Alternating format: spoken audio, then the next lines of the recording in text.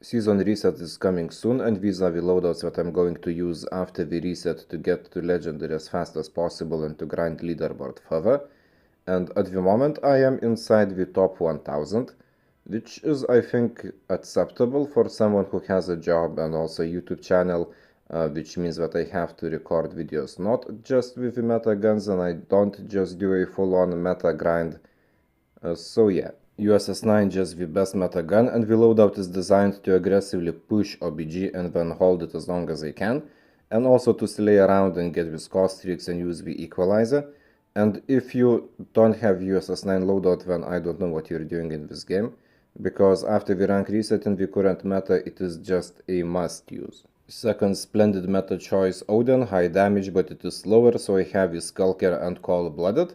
Cold-Blooded just so I could ignore the stealth choppers, shock SEs, whatever, and could focus on killing the enemies on utilizing the firepower. Now the FAJ firepower support perk loadout is a absolute must-have, because you can take down these caustics like the stealth choppers, like the Rabs balls, and then you also have a chance of stealing them and just activating for your team.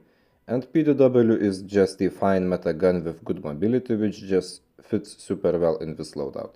After the nerf of Type 19, XM4 is just a better choice for a versatile assault rifle with range potential, and I have Ghost just so I could be a bit more sneaky and versatile.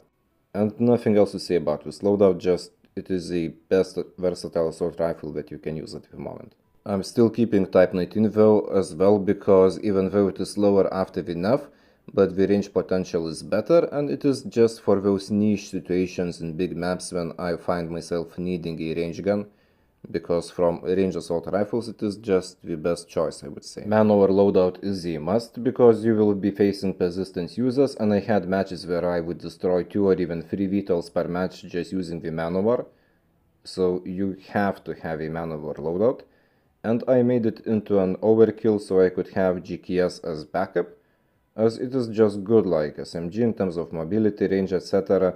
And I want this loadout to be functional, so I could be able to just switch to it and finish the match if needed, without having to switch. Full-on OBG loadout for when teammates are farming kills and disregarding the OBG, because PP90 Bizon is just really good at like a between close and mid-range ranges, which is just the range that you need when you are protecting an OBG, and so the idea of this loadout is just to sit and kill enemies.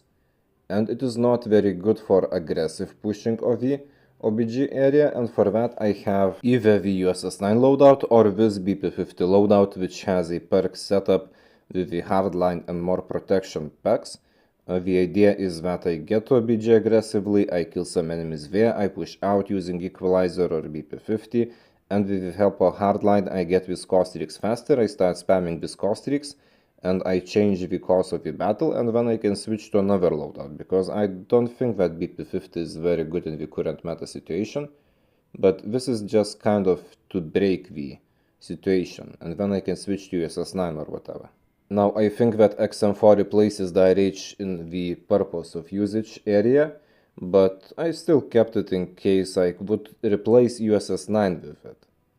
Like, I see that I need more range or bullet spread accuracy, then the IRH can be a solid replacement in such niche scenario, because USS-9 is basically a better IRH, but it is an SMG, and the IRH still has the assault rifle benefits. Peacekeeper in kind of a testing range, because on one hand I played some matches and it felt nice, but the lobbies I was having before the rank reset were just awful after the update, so I need to play with it more.